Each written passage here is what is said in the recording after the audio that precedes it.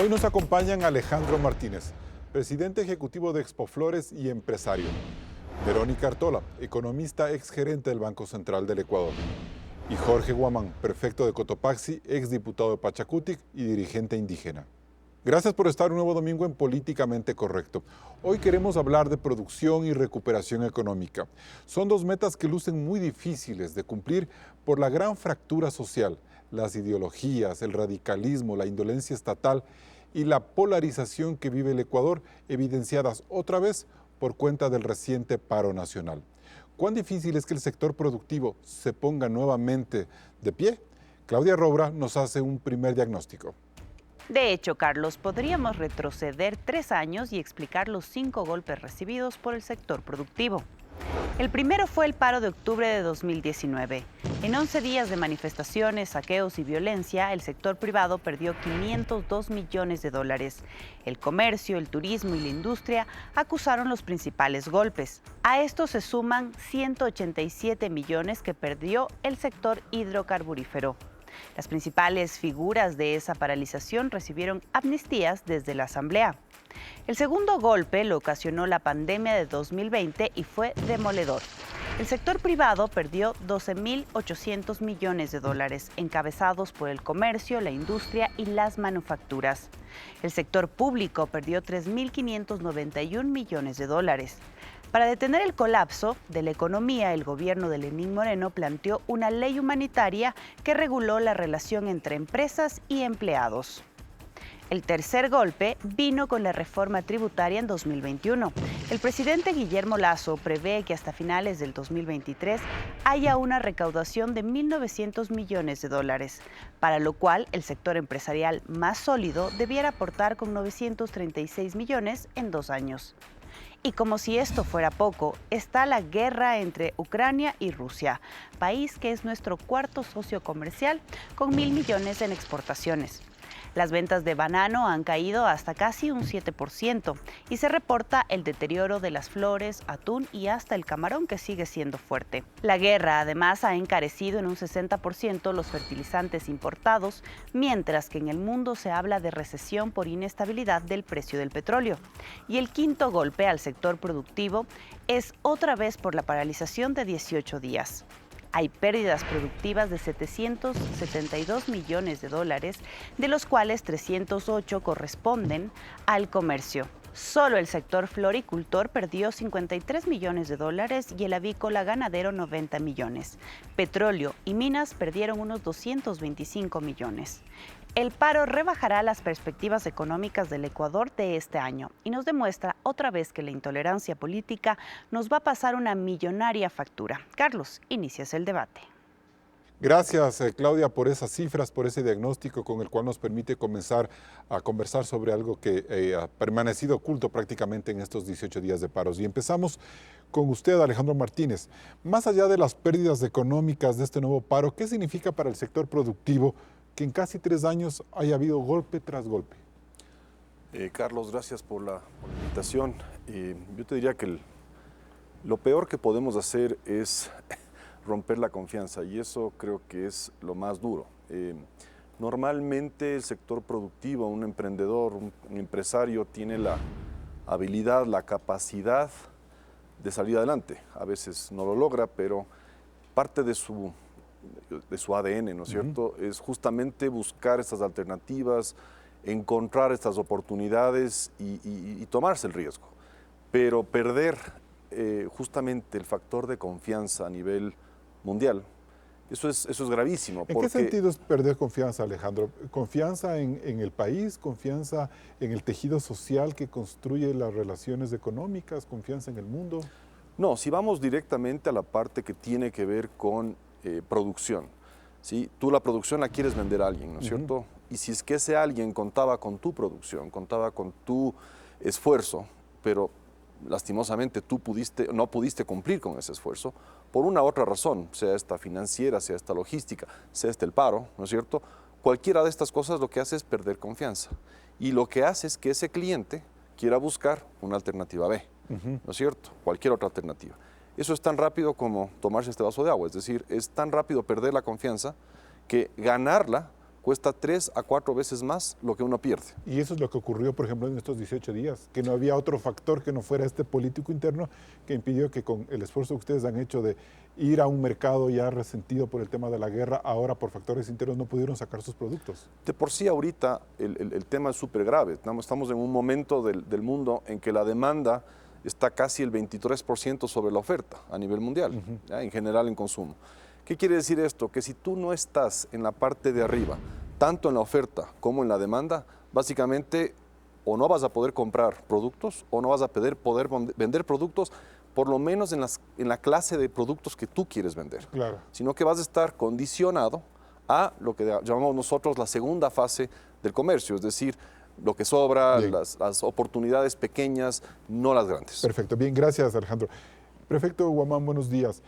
¿Por qué las movilizaciones nacionales, en este caso las que ha liderado la CONAIE en el año 2019 y 2021, tienden a dañar el sector productivo? ¿Por qué vemos esas imágenes de entrar en fincas, de ponchar llantas, impedir que, por ejemplo, las flores salgan a exportar? ¿Qué está pasando ahí? ¿Cómo están ustedes mirando la movilización con un sector que podríamos decir es ajeno al gobierno? Buenos días con todos. Muchas gracias por la invitación. A ver, aquí me parece que es fundamental abrir una ventana o abrir una puerta para el debate de fondo. Así es. Ajá. No puede ser que solamente cuando haya cada 2 años o meses en el tiempo corto haya cualquier reacción de alguna sociedad, algún grupo social, pongamos a decir la preocupación que el Estado en su momento no ha asumido.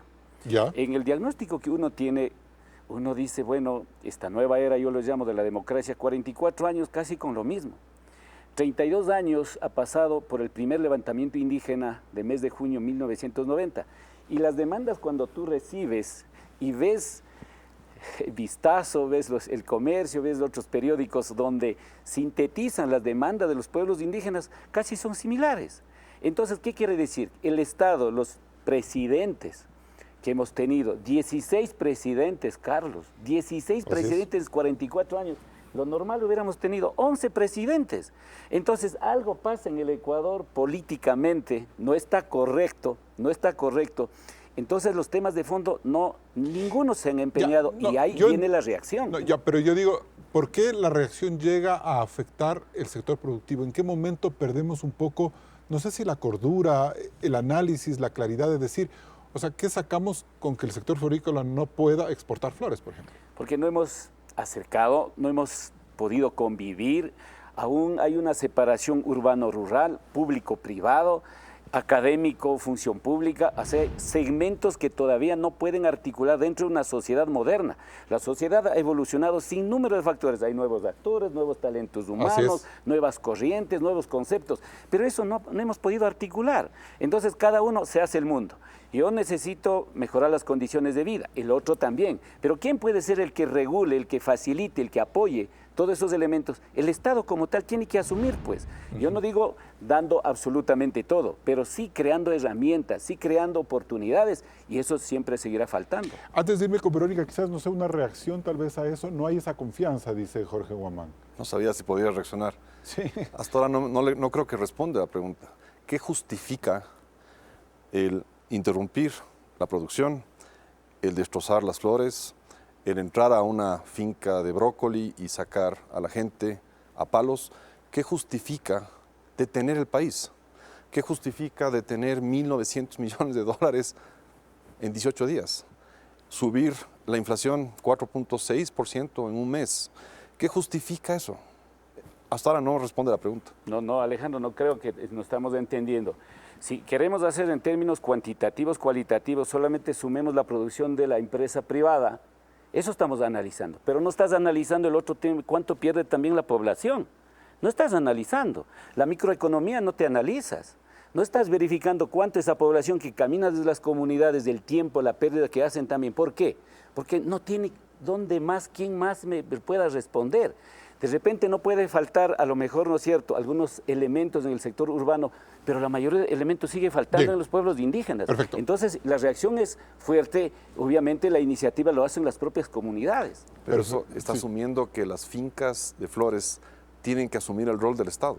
No. Habrá que construir una cultura, por eso digo, habrá que construir, Alejandro, una cultura de la convivencia, de la producción, del conocimiento, de la relación intercultural. ¿Eso quién ha hecho? Absolutamente ninguno lo hacemos ni lo hace. Bien, perfecto, bien. Vamos a seguir hablando de ese tema, pero quiero darle la palabra ahorita a Verónica Artola.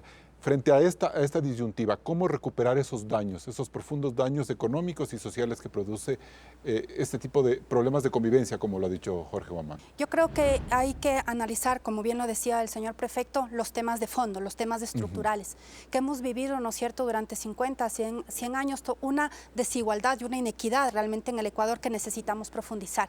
De todas maneras, yo sí creo que es indispensable que la macroeconomía nos ayude de alguna manera a estabilizar, para que esa macroeconomía que nos hemos tardado ya algunos años en tratar de estabilizarlo, tanto desde el punto de vista fiscal como del tema monetario, ahora realmente vaya a las familias.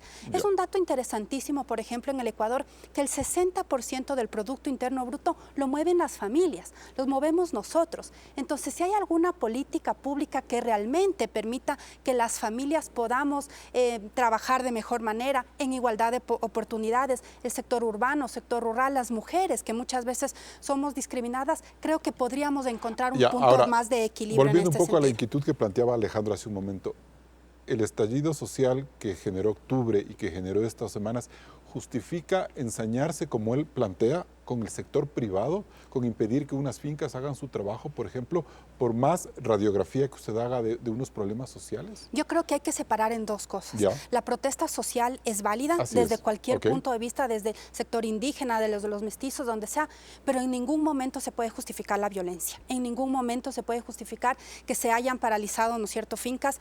Veíamos, ¿no es cierto?, en las noticias diariamente cómo rompían las flores. Creo que eso no justifica ninguno de estos puntos, y ahí coincido con Alejandro, creo que esa no es, y lamentablemente, y no solamente en el Ecuador, sino a nivel regional, este tipo de protestas también han sido utilizados por estos grupos violentos para poner otros puntos sobre la mesa. Perfecto, me voy a un primer corte comercial con estos primeros temas sobre la mesa de discusión. Volvemos en Políticamente Correcto. Recuerde que este programa de Políticamente Correcto está en vivo en Radio Suceso 101.7 FM Quito. Vamos a una pausa y regresamos enseguida con más del análisis SOS al sector productivo. Seguimos en Políticamente Correcto. Economista Artola, ¿cuán difícil es recuperarse de 18 días de paralización en términos de producción, de recuperación productiva? Usted fue gerente del Banco Central cuando hubo el paro de 2019. ¿Qué significan esos días que el país pierde tanto dinero? ¿Trabajando más los siguientes 18 días se puede recuperar lo perdido? Lamentablemente no, Carlos, lamentablemente esos 18 días, no es que en 18 días ya los podemos recuperar. En su momento, cuando fue el paro de octubre, como bien lo mencionaban, se perdió alrededor de 820 millones.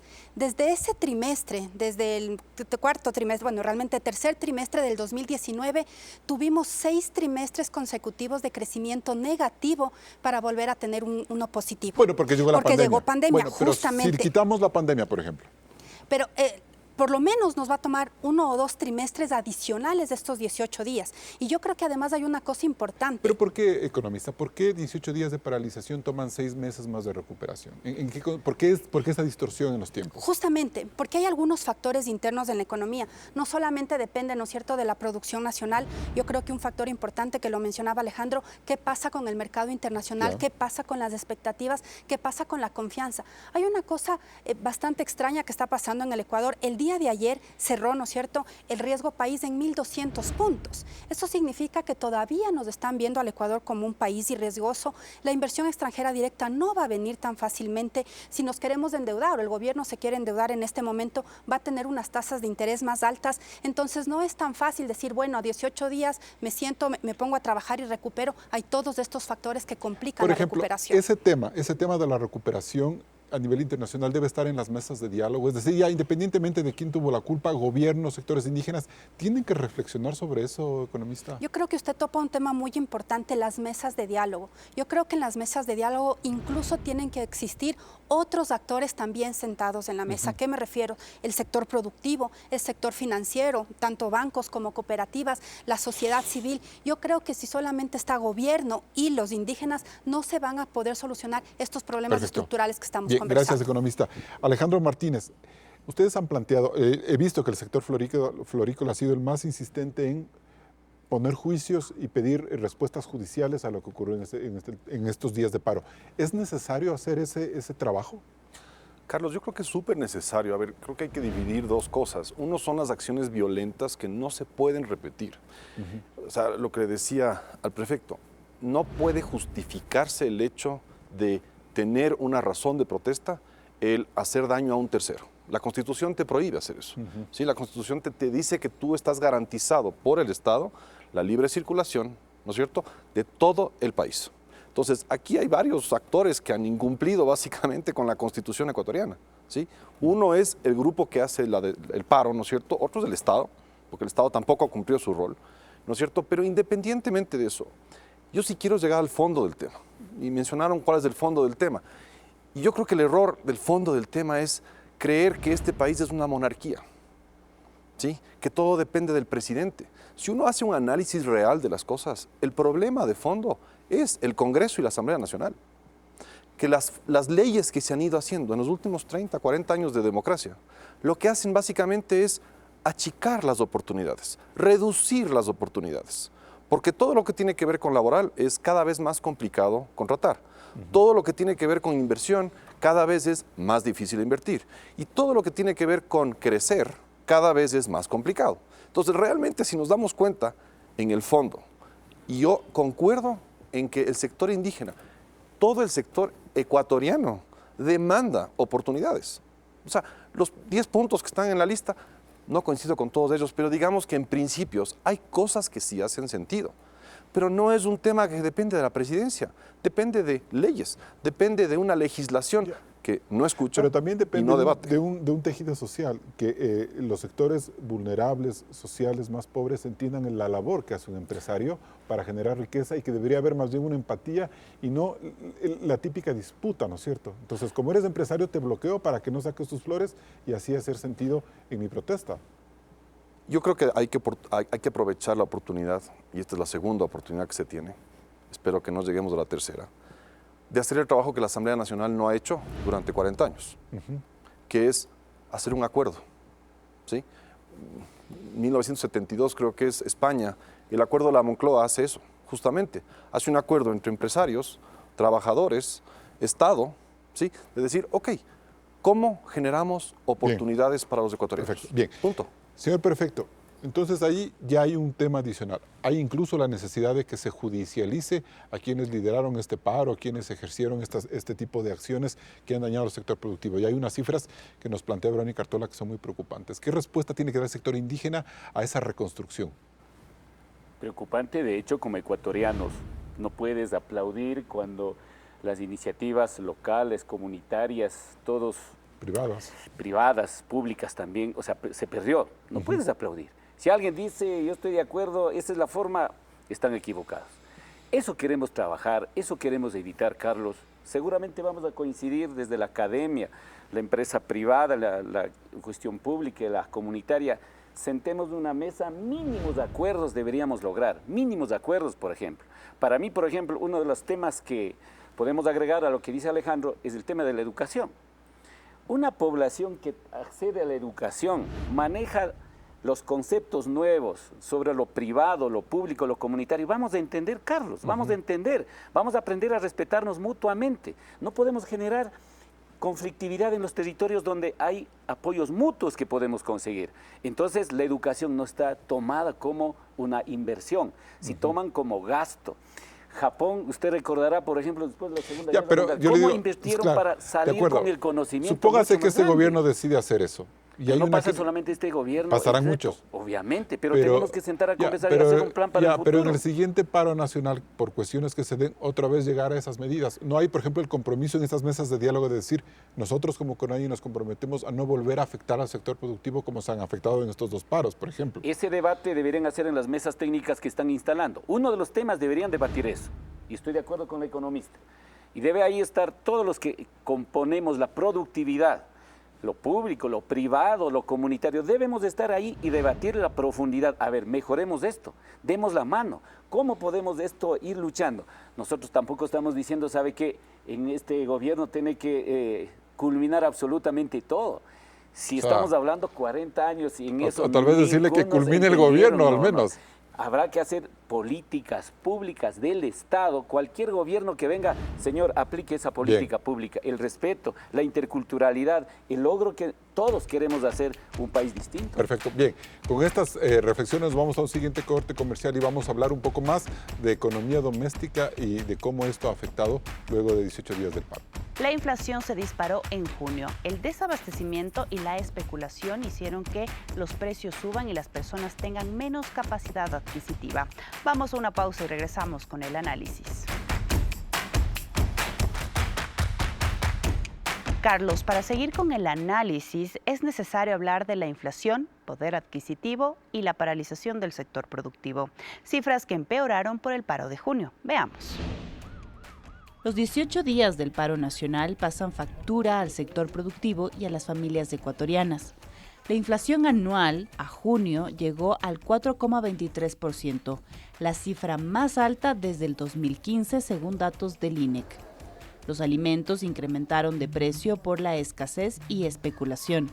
Zanahorias, huevos, perejil, cilantro, etc. fueron los productos más caros. No había cómo transportar los productos que se dañaban o se tiraban porque las carreteras estaban bloqueadas. Además, el desabastecimiento del combustible en ciudades intermedias fue notorio. El paro agravó la carestía de la vida que ya se había distorsionado por cuenta de un factor internacional a considerar. La guerra entre Rusia y Ucrania, que disparó los precios del petróleo, haciendo más caro el combustible y los fertilizantes, así como la escasez de varios productos como el aceite y los balanceados.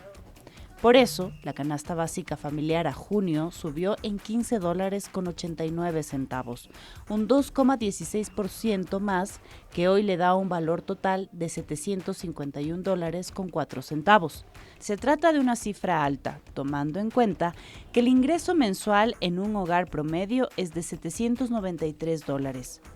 Por el paro, desde junio, los ingresos alcanzan para menos productos. Entre los temas que el gobierno y el sector indígena deben tratar en las mesas de diálogo está la posibilidad de una política estatal que controle la especulación de precios, busque el subsidio de los combustibles y reestructure los créditos financieros. Pero lo curioso de este espacio de reconciliación es que el sector productivo, el más golpeado por el paro, no tendrá fuerza ni protagonismo. ¿Cómo lograr ese equilibrio entre las personas que tienen menos capacidad adquisitiva y un sector productivo que genera empleo para retomar la reactivación? Carlos, continúas. Bien, gracias, Claudia. Pero, señor Prefecto, me parece a mí que este tema de la especulación, de la escasez, de la destrucción que surgió alrededor de este paro, como que ensucian en determinada manera la posibilidad de entender cuál es el modelo económico y productivo de la CONAIE y del sector indígena. Entonces, uno puede decir, si tenemos un grupo político que puede gobernar el país y que puede sostenerla, o sea, puede manejar estas relaciones políticas y productivas sobre la base de las paralizaciones, las especulaciones van a ser permanentes y los precios siempre van a estar subiendo. Entonces, ahí es como que no habría claridad en hacia dónde apunta la idea económica de la CONAIE. Correspondiendo, ayudando a dinamizar y obviamente entregando la corresponsabilidad, Carlos. O sea, no puede ser que solamente, por eso personalmente, con respecto a los dirigentes, yo por ejemplo no comparto de las famosas entregas de bonos. El bono no me ayuda absolutamente nada. No me ayuda. O sea, de ganas subieron el bono de $5. No. Y tampoco en la agenda estaba eso, por ejemplo. Ya. Nunca se pidió el bono, por ejemplo. El presidente puso el URIA, el bono, no sé de dónde, cómo lo Pero incluyen en Isa la sí lista, quería no hablar sé. de URIA y me parece que era un tema interesante. El Estado tiene que generar políticas públicas para generar un ambiente, una armonía territorial, donde los 4 actores para mí es fundamental. Privado, público, comunitario y académico. Lo académico tiene que aportar, no pueden seguir solo generando teorías sobre teorías y teorías. Cuando podemos hacer esa teoría en la aplicación para generar el desarrollo local o territorial, válida esa teoría. Es válida. En ese marco a mí me parece que hay que generar confianza, hay que generar pero esta me preocupa interrelación. pero me preocupa, por ejemplo, que en estas mesas de diálogo se diga hay que controlar los precios, hay que sancionar a los especuladores. Entonces yo digo, hay una mano estatal que va a obligar a que tú vendas un producto a tal precio y obligar a que el intermediario lo tenga. Pero eso me parece que no es respuesta, porque va a generar escasez, especulación y mercados negros, Jorge. Entonces de eso no estamos hablando. Yo me acuerdo desde jovencito en las ciudades tenía el famoso tienda que manejaban el Emprovid, creo que se llamaba. Sí. Hay que creer en la capacidad productiva de su zona. Cada provincia, cada región tiene su fortaleza de la producción. ¿Y por qué no eres capaz de crear tiendas vinculantes con precios oficiales? Yo puedo hablar desde la experiencia mía como prefecto. Yo, por ejemplo, tengo alrededor de 150 productores agroecológicos que producen con sello verde y venden los productos del productor al consumidor directamente. Con precios oficiales. Precios oficiales, no hay especulación. Entonces hay formas, Carlos. El tema es que tanto estudiamos, tanto preparamos, buscamos estrategias, pero ¿quién ejecuta? En el caso de los pueblos indígenas solo se requiere un apoyo. Estar pensando sur de Quito, mercados de Guayaquil, por ejemplo, ¿por qué no puedes hacer un mercado directamente y puedes comercializar para poder controlar la inflación? Alejandro Martínez, ¿tú das la sensación de que el sector privado le ha dado la espalda al campesino? Y que quizás ahí se encuentre la razón por la cual afectar al sector productivo en un momento de paros como estos. No creo que tiene relación. Yo creo que yo creo que tenemos que diferenciar varias cosas. Coincido en que el campo ha sido absolutamente olvidado en este y todos los gobiernos anteriores. Pero usted trabaja en el campo.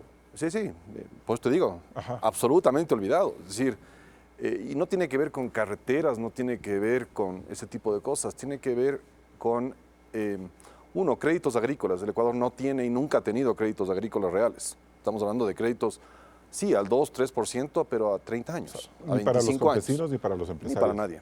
El Ecuador está lleno de créditos de servicios, o sea, muy estructurado el servicio, que está bien, pero la agricultura necesita un crédito distinto, una estructura de crédito distinto. Pero yo digo, Alejandro, si el Estado se le ha hecho muy difícil entrar al campo, han entrado empresas como las floricultoras en las que dicen que lo que han hecho en Cayambe, por ejemplo, ha sido mucho más grande y avanzado de lo que hizo la reforma agraria en el desarrollo de la industria florícola. Entonces ahí hay un papel de la empresa privada que ha jugado a favor. O sea, te pongo el caso de Cayambe y Tabacundo. Son los dos cantones que tienen empleo pleno y Verónica puede garantizar eso como exdirectora del Banco Central, donde el Estado nunca ayudó a la floricultura, donde la prefectura nunca ayudó a la floricultura y donde la misma municipalidad tampoco. Es decir, es una actividad propia que a pulso propio comenzó a desarrollarse. Ahora, ¿qué es lo que le falta al sector agrícola? En general, experiencia. Honestamente es de experiencia. ¿Por qué? Porque no se exporta flores de la noche a la mañana, no se exporta brócoli de la noche a la mañana. Uno empieza pequeño, empieza buscando, empieza ganando experiencia, empieza equivocándose. Porque uno empieza equivocándose. El que uno piense que la primera vez que uno va a hacer un negocio le va a salir bien, está equivocado. Y uno tiene que tropezarse, tiene que aprender a asociarse a alguien, a su vecino, a alguien que no es del vecino, y entender que si pueden ser competencia, también pueden ser cooperativos.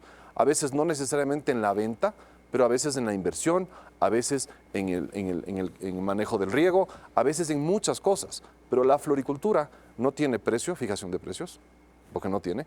Los precios pueden variar en una semana entera. Fijamos el precio del banano, pero nunca el de las flores. Menos mal. Pero a veces la Pero floricultura... el prefecto sí plantea fijar precios, por ejemplo. Yo soy totalmente opuesto a eso, porque ¿Nunca funciona eso? En flores no. En flores No, tú en general. En general no, porque la fijación de precios genera un mercado paralelo, que es el mercado real, en realidad. El mercado que nosotros vemos, que es el fijado, ¿sí? Es perfecto, ¿no? Es decir, está perfecto porque nadie mueve nada. Es decir, mueves lo mínimo indispensable para que funcione. Perfecto. Bien. Ahora, Verónica Artola, lleguemos a ese punto, ¿no es cierto? ¿Hasta qué punto cuando el sector indígena y los sectores sociales plantean fijación de precios, control a la llamada especulación, control a los intermediarios, estamos distorsionando lo que dice Alejandro, el mercado real? Y eso es lo que termina pasando en países como Venezuela, por ejemplo, que por tantas regulaciones se termina destrozando el mercado. Sí, hay experiencia nacional e internacional que la fijación de precios no es el camino. El tema del control de la especulación yo creo que eso sí, y en este momento es súper importante.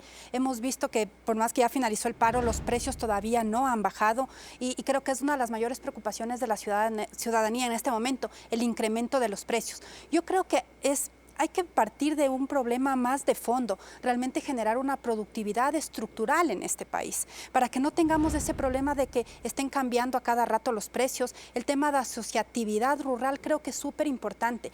Yo ahí creo que sí se podría trabajar, por ejemplo, dentro de los gobiernos autónomos descentralizados, con el gobierno central, obviamente, con una política de asociatividad y esas asociaciones que trabajen con las grandes empresas, con los exportadores, con los que generan divisas. Yo creo que hay que poner énfasis en 3 indicadores importantísimos en los sectores que nos tendríamos que centrar, que generen divisas para el país, porque en una economía dolarizada necesitamos que generen divisas. Entonces, por ejemplo, flores, camarón, cacao, etcétera, que generen empleo, y el tema de soberanía alimentaria. Creo que son los 3 indispensables. ¿Y cómo logramos que, por ejemplo, en el sector indígena se pierde ese miedo o esa preocupación o ese rechazo a los acuerdos comerciales, por ejemplo? Donde el sector indígena ha dicho con mucha razón, y válida su preocupación de que eso nos quita totalmente soberanía alimentaria. Yo creo que ahí hay un punto importante de que ellos también sean partícipes activos en las negociaciones. A veces, y cuando pasé por el sector público, a veces ese es el problema, creemos que desde Quito, desde el escritorio, lo podemos resolver todo. Y eso nos pasa, y a veces uno después regresa a ver y dice, así no es. Entonces yo creo que si se les vincula más, se les hace partícipes a mujeres, a jóvenes, a indígenas, también no es lo mismo un Montubio que de la ruralidad de la sierra. Entonces yo creo que para que pierdan ese miedo necesitamos una mayor participación proactiva en estas decisiones de política pública también. Y ahora, en ese sentido, entonces, por ejemplo, ¿usted sí considera que que se puede controlar la especulación? ¿Cómo se controla la especulación? Si es un tema más bien informal del día a día. Es súper complejo, claro, ya el día a día ir a todos los mercados, a todas las tiendas a controlar la especulación, pero yo sí creo que al menos las intendencias, ¿no es cierto? Ahí los gobiernos autónomos descentralizados, los alcaldes, los prefectos, en los mercados mayoristas sí podrían hacer un trabajo. No tengo, digamos, la respuesta o la receta exacta, pero yo sí creo que un trabajo coordinado se puede hacer en esa línea. Para irme a corte comercial, cuando el manejo del mercado, de los precios, el control de los abastecimientos, toman estos caracteres políticos como el que se maneja en un paro, ¿no es peligroso porque eso genera desabastecimiento y es contraproducente?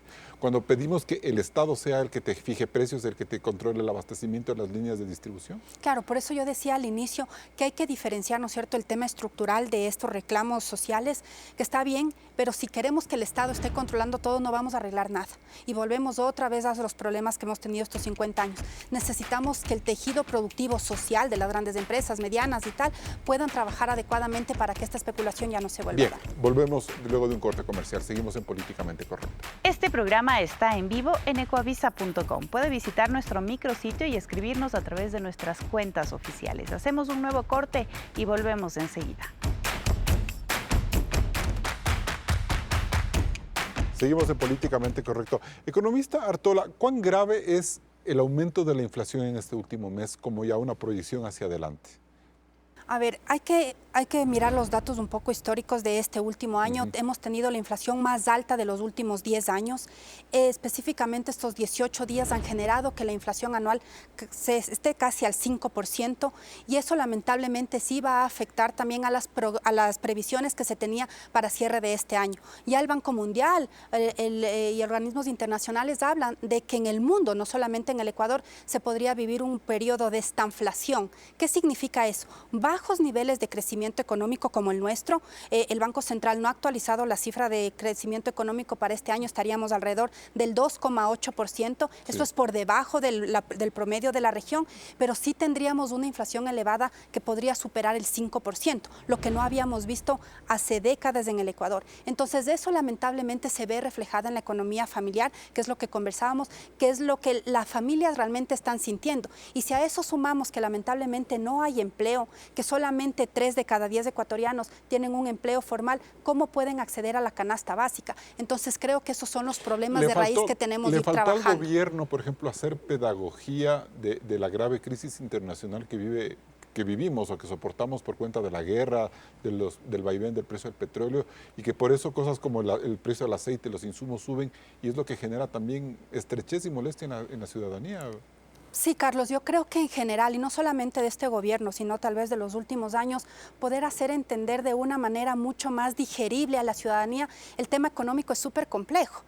Hacer entender qué significa el Producto Interno Bruto, qué es la inflación y tal, no es una cosa tan sencilla. Entonces yo sí creo que una de las cosas que se tienen que hacer de aquí en adelante como gobierno, en estas mismas mesas de diálogo, es transparentar las cifras fiscales. Mire cuáles son estos problemas. Como Estado necesitamos alrededor de 8.000 millones de dólares anuales para financiar el presupuesto. Entonces, eso no es menor. Entonces, si a eso sumamos estas otras demandas, es complicado. Necesitamos encontrar un justo equilibrio para que las finanzas públicas estén bien y la ciudadanía ¿Y un justo equilibrio, sienta. por ejemplo, es avanzar en subsidiar más los combustibles? Yo creo, Carlos, que ese es un problema, o mejor dicho, un debate más de fondo. Yo no creo que el subsidio de las familias ayuden al bienestar en general. Tal vez es flujo. ¿Por qué no destinar esos recursos a lo que decía, educación, a temas de productividad, a ver cómo mejoramos, ¿no es cierto? Perfecto. El agro ecuatoriano creo que es más importante. Señor prefecto, he visto muchos tweets que dicen gracias CONAIE porque por ustedes la inflación llegó al 4% en un solo mes. Bueno, ¿Qué responder a eso? Los números fríamente puede ser en favor o en contra, pero el tema no está superado, no se arregla. Los números me puede dar, negativo o positivo me pueden dar, pero el tema cómo mejoras eso de aquí en adelante, qué lecciones lo tienes, cuáles son el ingrediente con la cual asumes las corresponsabilidades en todos los niveles. Ese debe ser. No sé si eso se puede medir. No, pero lo que pasa es que me parece a mí que este paro, la presión, la fuerza del movimiento indígena aplicaron una política económica que resultó perjudicial para el país. Por eso, pero debatamos. Una de las y lecciones, asumir Carlos, responsabilidades también, perfecto. eso estamos diciendo. Ajá. La corresponsabilidad en todos los sentidos debemos asumir y deben asumir. Perfectamente con Alejandro coincidimos. La corresponsabilidad la Asamblea Nacional tiene que asumir. Pero casi terminan aplaudiendo. Pero pues. ustedes manejaron la Asamblea Nacional este año, pero con el Pachacuti en la presidencia. Estructuralmente nunca se manejó, tenían otra visión, se involucran de otro lado, algunos... Pero esa es cuestión de ustedes, pues, no del resto del país. Por eso el problema es político también, no es solamente el tema técnico, no solamente otros elementos, también viene lo político. Por eso en el resumen estamos diciendo, 42 años casi hablando lo mismo. Los mismos problemas, 16 presidentes. Pero ustedes también han gobernado, ¿no? Han gobernado prefecturas, no, pero prefecturas, alcaldías. Hay experiencias exitosas, y Carlos, grandes en ese fracasos sentido también. Pero sí teme uno, a ver, de los gobiernos locales. De lo que yo conozco, no. Sí tenemos cosas muy interesantes. Caso mío en Cotopaxi. Pero por decir algo al presidente creo que descalificaron. No, pero en el caso mío... el tema de los negociados con el pero que para eso también hay... o sea, lo que digo es que también son parte ya del Estado, no es que... Proyectos exitosos, programas exitosos, caso de la desnutrición, caso de generar empleo a los locales, todo eso, sí son pasos importantes que manejamos los gobiernos locales, los gobiernos provinciales. El tema es que hay un divorcio entre la macroeconomía, entre el gobierno nacional, se encierran y no reconoce otras experiencias locales. Alejandro Martínez, entonces ahí tenemos una sensación, ¿el gobierno tampoco está escuchando a los empresarios? Chuta, yo creo que para los gobiernos en general es bien difícil escuchar a los empresarios, a la sociedad. Creo que el gobierno tiene un problema muy serio ahorita. Creo que lo dijo Verónica, el tema fiscal actual es complejo.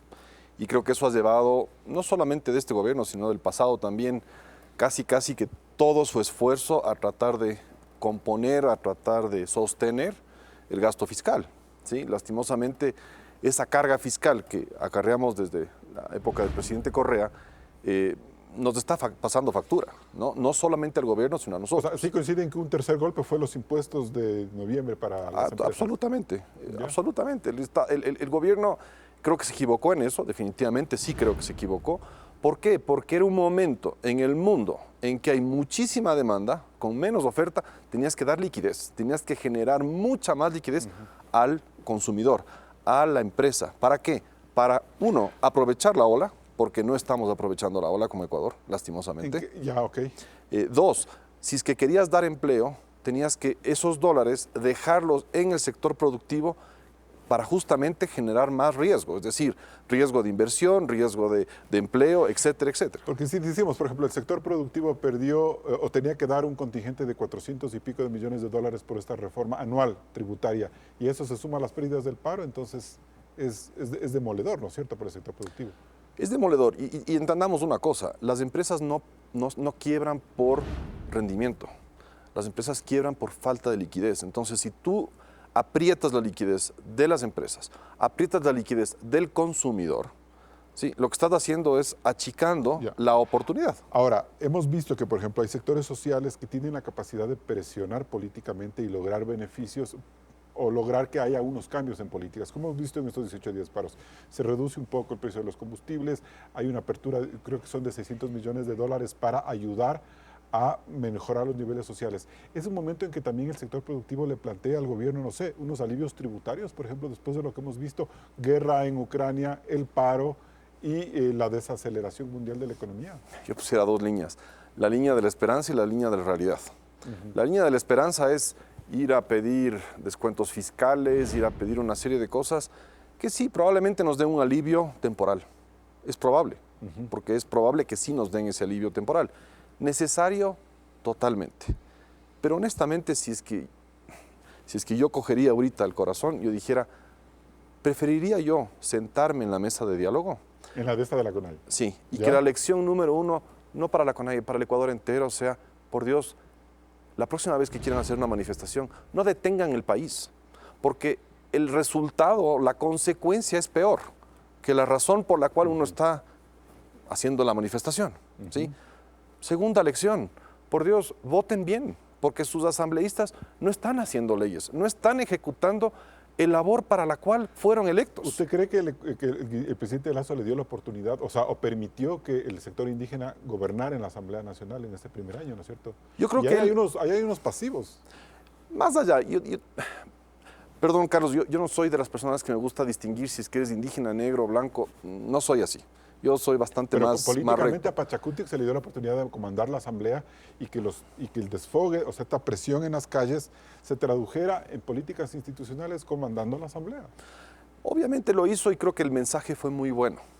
Creo que lastimosamente la politiquería tomó el escenario, ¿no es cierto?, de ver favores, de ver, no sé qué, nomás verán en la Asamblea Nacional, pero el problema no es de esta asamblea, el problema es la legislación ecuatoriana, la legislatura ecuatoriana en los últimos 40 años no ha hecho el trabajo. Y sí, concuerdo, las distancias sociales, las distancias económicas del país son bárbaras, son fuertes, pero no podemos por eso paralizar un país. Tenemos que trabajar en exigir primero que la legislación ecuatoriana se ponga a trabajar en 4 cositas: competencia, oportunidades, crecimiento y paz. ¿Se equivoca Leonidas Issa al no abrir el espectro de debate en estas mesas de diálogo con el sector productivo, señor prefecto? No creo... ¿Habría la posibilidad, dependerá solo de él o del gobierno? No. Entender ahí? En esto el sartén por el mango tiene el señor presidente y los ministros. Y en ningún momento ha dicho, ¿sabe qué? No vengan. Nos gustaría que estén ahí, porque tienen experiencia, saben. Y eso uno también, no es que uno domina todos los temas y uno aprende todos los días de cosas que obviamente hay que incorporar a la gestión pública en ese momento. Entonces no pasa por la CONAIE, peor por una persona, pasa por cómo mira, a quién más quiere incorporar en esa mesa. Si está 3 actores en una mesa, falta la cuarta, seguirá patojeando, la cuarta pata no está ahí, pues, seguirá faltando.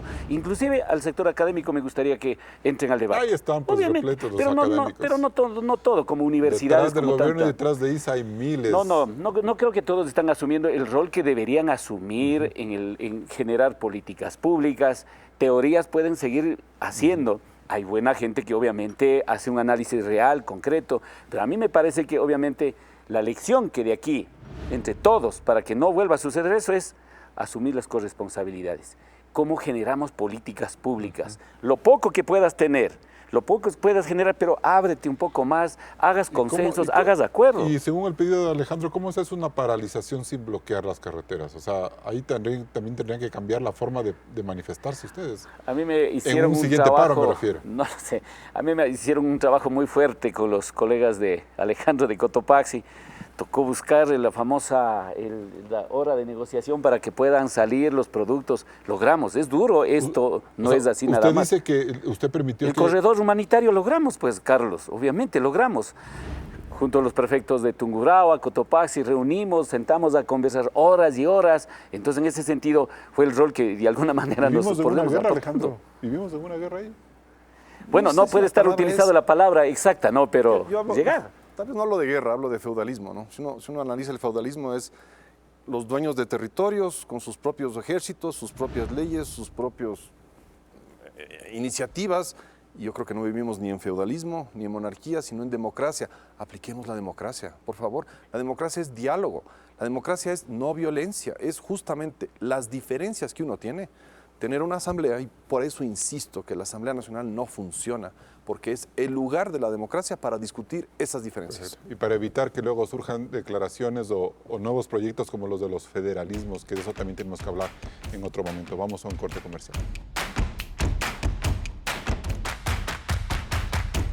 Entramos en etapa de conclusiones. Prefecto Jorge Guamán, ¿cuál es la forma políticamente correcta de mirar el golpe al sector productivo que produjo este paro nacional? Hacer un plan integrador por el país, hacer una articulación privado-público-comunitario, llevar las corresponsabilidades mutuas, crear confianza, creer en un país, generar políticas públicas. Verónica Artola. Hay que entender que la raíz de esta movilización, de esta protesta social, definitivamente fue la desigualdad que es estructural en nuestro país, y desde ahí ahora tiene que partir la política pública, cerrar esas brechas. Creo que nos hemos demorado mucho ya en arreglar el tema macro. Es hora de ver realmente el sector real de la economía, el sector de las familias, las mujeres, los niños, la educación. Es importante en este momento arreglar estructuralmente la economía para que este tipo de protestas, que muchas veces fueron violentas, no se vuelvan a repetir en los próximos días y en los próximos meses o años. Alejandro Martínez, ¿qué es lo políticamente correcto?